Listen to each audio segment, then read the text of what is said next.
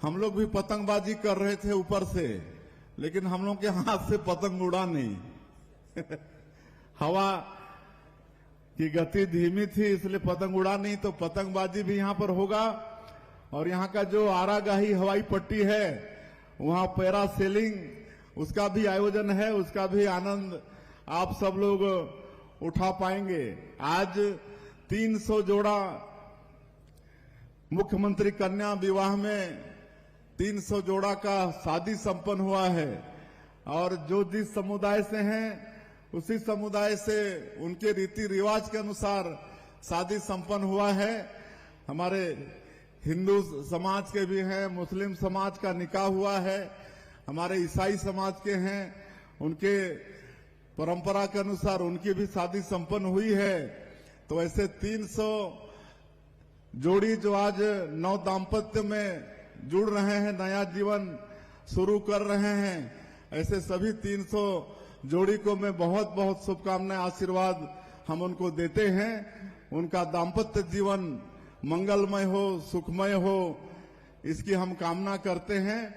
और यहाँ पर एक दंपति जो दोनों ही दिव्यांग हैं और उनकी भी शादी हो रही है। इसमें सरकार के तरफ से 1 लाख से भी ज्यादा, अगर दोनों दिव्यांग हैं पति पत्नी, तो 1 लाख से भी ज्यादा उनको प्रोत्साहन की राशि मिलती है। उसका भी चेक हम लोग यहाँ पर दिए हैं। इस समारोह में आगे पंच सरपंच सम्मेलन भी होगा। किसान भाई भी बैठकर अपना किसानी का चर्चा करेंगे।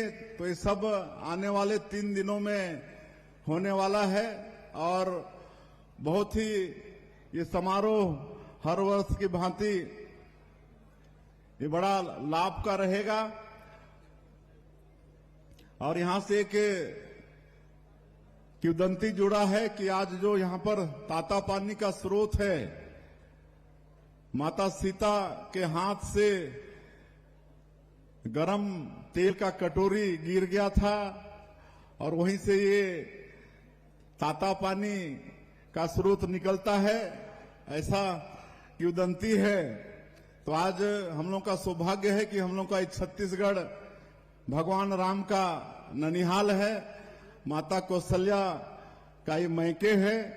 और अपने 14 साल के वनवास काल में 10 साल हमारे छत्तीसगढ़ में जो अबूझमाड़ कहलाता है, दंडकारण्य पहले कहलाता था, ऐसे जंगलों में भगवान राम ने अपने 10 साल बिताए वनवास काल का।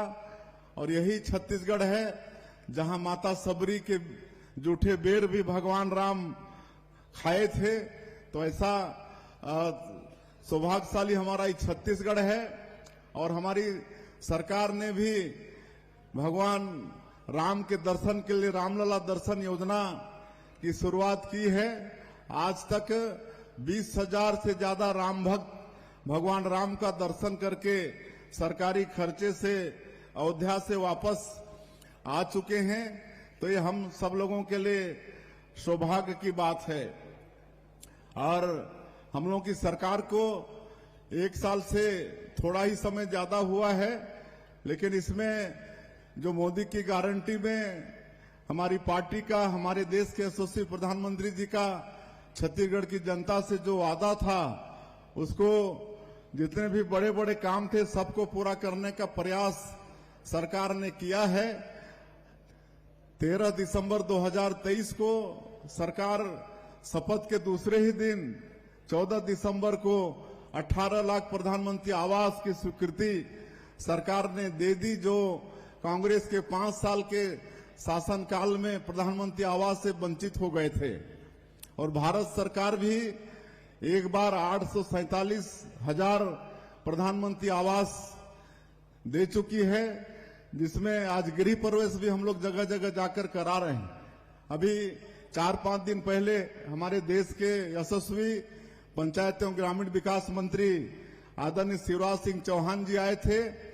3,88,000 प्रधानमंत्री आवास फिर देके गए हैं। ये मार्च तक इसको भी मतलब मार्च तक का एक कोटा है और मार्च के बाद में अप्रैल में फिर 4 लाख प्रधानमंत्री आवास देने की उन्होंने घोषणा की है। तो जो 18 लाख गरीब लोग वंचित हो गए थे उनका सबका पक्का का मकान बनेगा। और एक चीज और वो कह के गए हैं, अब आवास प्लस 2024 का सर्वे भी शुरू हो गया है। आप सब लोग ध्यान से थोड़ा सुनेंगे। उसी दिन आदेश करके गए हैं और सर्वे चालू हो गया है। पिछले समय जिनके पास 2 व्हीलर होता था, 2 पहिया गाड़ी, बाइक वगैरह, उसको प्रधानमंत्री आवास का लाभ नहीं मिलता था। लेकिन अभी जो 2024 का सर्वे चलेगा तो उसमें जिनके पास 2 व्हीलर है उसको भी प्रधानमंत्री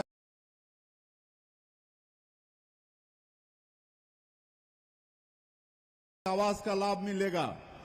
और 5 एकड़ तक सिंचित जमीन है तो उनको भी लाभ मिलेगा। 2.5 एकड़ सिंचित जमीन है उसको भी लाभ मिलेगा।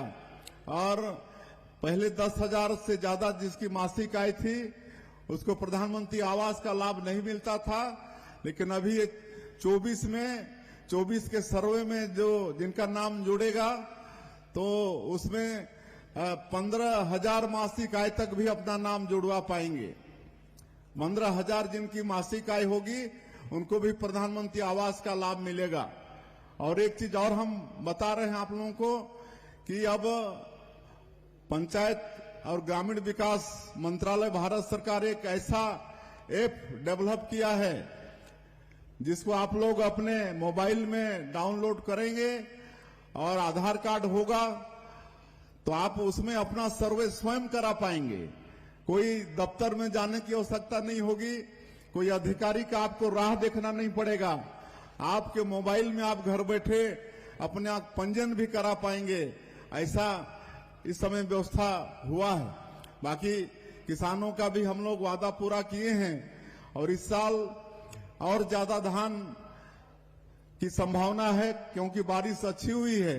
और हम कहना चाहेंगे कि जिस तरह पिछले साल अंतर की जो राशि थी 24,72,000 किसानों का 13,320 करोड़ रुपया उसको एक मुश्त 25 दिसंबर के दिन दिए थे। हमारे छत्तीसगढ़ के निर्माता श्रद्धेय अटल बिहारी वाजपेयी जी के जन्म जयंती के दिन हम लोग दिए थे, सुशासन दिवस के दिन। तो इस साल भी जैसे ही ये धान की खरीदी समाप्त होगी और पूरा हिसाब किताब सरकार के पास आ जाएगा तो एक सप्ताह के अंदर जो अंतर की राशि होगी 27 लाख किसानों के खाते में भेज दिया जाएगा। इस साल 27 लाख किसान पंजीकृत हुए हैं तो उनके खाते में एक मुश्त